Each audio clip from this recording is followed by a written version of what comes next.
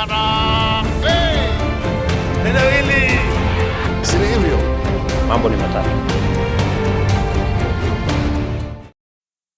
and gentlemen, good evening and welcome back to our channel once again. The results are streaming in.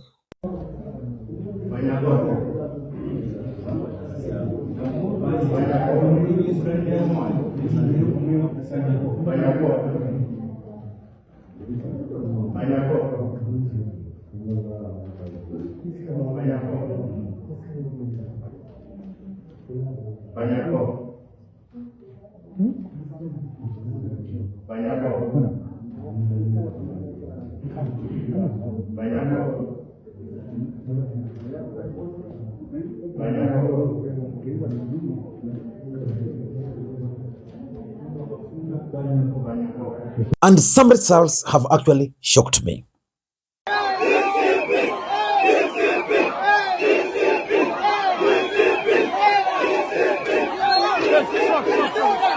In this video, I want us to have a general look at the results which we've already received. Because tomorrow I want us to specifically look at specific constituencies. That is the Mbeere North. I'll also look at the Malava and the Kasipul parliamentary by-elections. But right now, let us just have a general look at the results which we already have, because some results are still streaming in.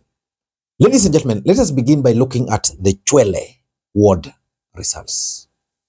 That is the home ward of Moses Masika Wetang'ula. That is the home constituency of Moses Masika Wetang'ula.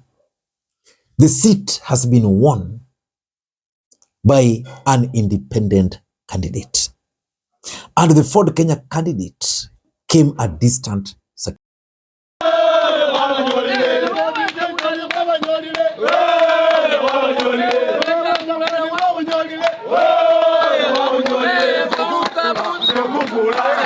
Ladies and gentlemen, something is clearly wrong with that Chwele results.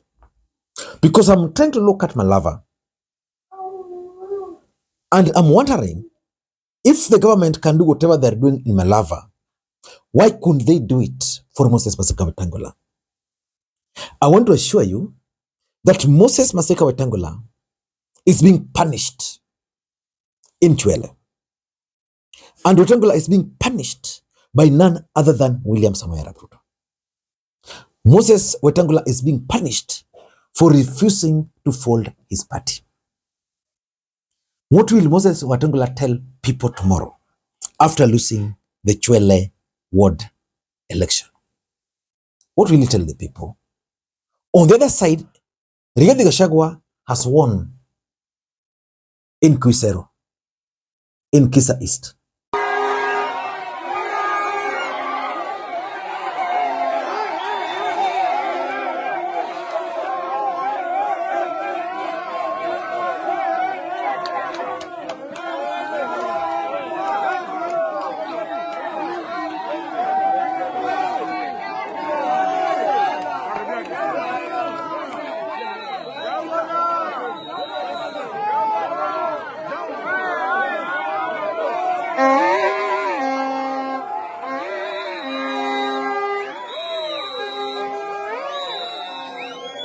So the Chwele ward results have actually shocked me. I expected Wetang'ula to easily win, but that has not happened. Let us now move to Goosey, Nyamira, where we had 3 by-elections. The opposition candidates won in all those 3 by-elections. What does that tell us?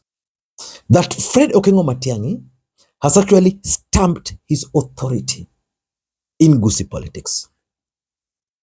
Because remember the kind of resources the government employed in the 3 by-elections in Nyamira. The residents today fought to secure those seats because William Ruto's allies from the region were actually determined to win those seats. In short, Fred Matiang'i has finally managed to stamp his authority in Goosey politics. I don't know how this is going to sit with people like Simba Arati or people like Kosoro.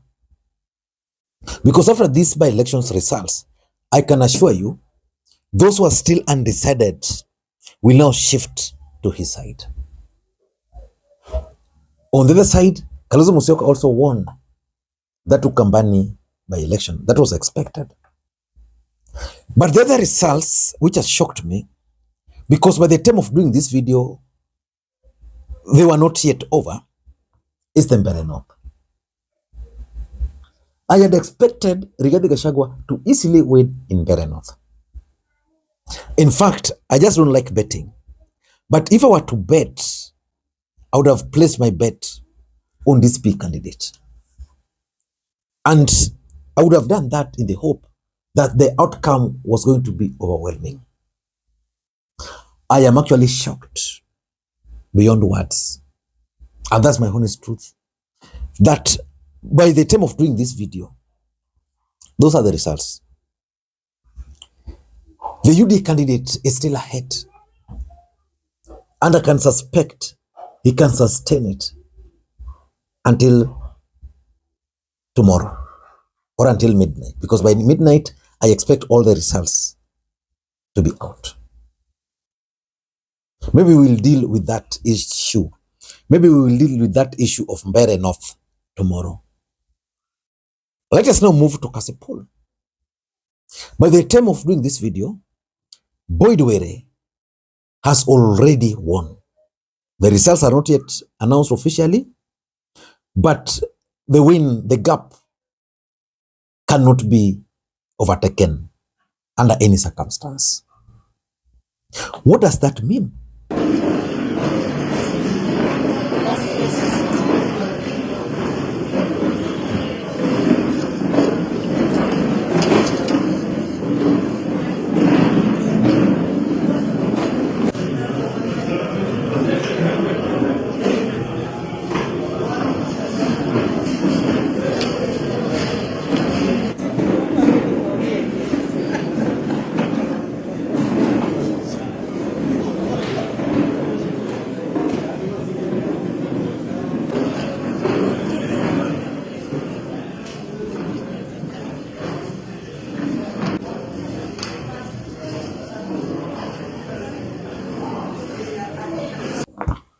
That is a very big win for Gladys Wanga.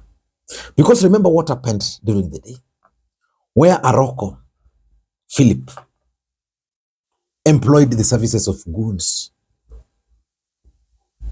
sadly, to cause mayhem. In fact, tomorrow I'll explain to you guys why Aroko failed to win. He failed to plan for today. Because there's no way you can ask your goons to cause mayhem at 10 a.m. I had expected someone like Aroko, for example, to apply a strategy of appearing to be weak. Then silently mobilize his supporters, ask them to turn up, and then now begin the drama, probably after for them. But again, the results from Kabondo now confirms Gladys Wanga as a serious authority when it comes to the politics of Homa Bay. Of course, we've also looked at Mbeere North, where Rigathi Gachagua's candidate is actually almost 50-50. Though it's below the other candidate, but almost 50-50. But Rigathi Gachagua won in Narok town.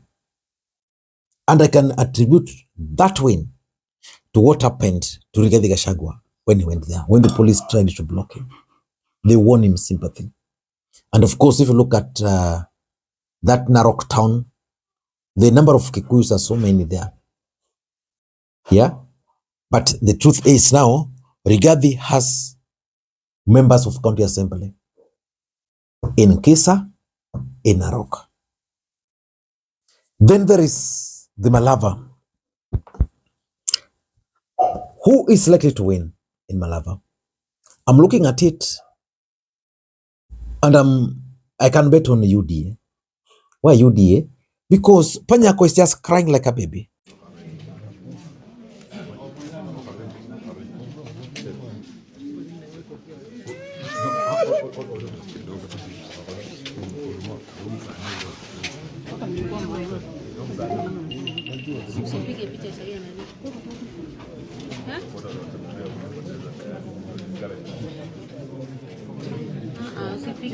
And traditionally, Malava has never voted outside government. So if you were to use that trend, you can easily place your bet on Malava, on UDA to win. That is the fact. But there's a shocker also in Magarini. In Magarini, the ODM candidate has won with a landslide. Most people had predicted that DCP candidate was going to win. So I don't know what you think, but for me, that's what I can say for now. Baringo has gone to UDA, which was expected after Gideon Moi's endorsement. So ladies and gentlemen, let us wait for tomorrow. And tomorrow I'll do a comprehensive analysis about each of those by-elections. Because those by-elections are actually significant, politically speaking. Their outcome. For example, in Mbeere North, even if DCP candidate were to win today, the results by that UD candidate is good enough for the president and his team. And that will be a moral booster for Kindiki. In fact, even if you want to win, I know he might win, Kindiki would go to bed today without removing his shoes. Because that's good news for him. I don't know what you think. That's my take. Until next time, this is Makwiny. Have a bit of sore throat. Hopefully tomorrow it will be over. Until next time, this is Makwiny. Bye-bye.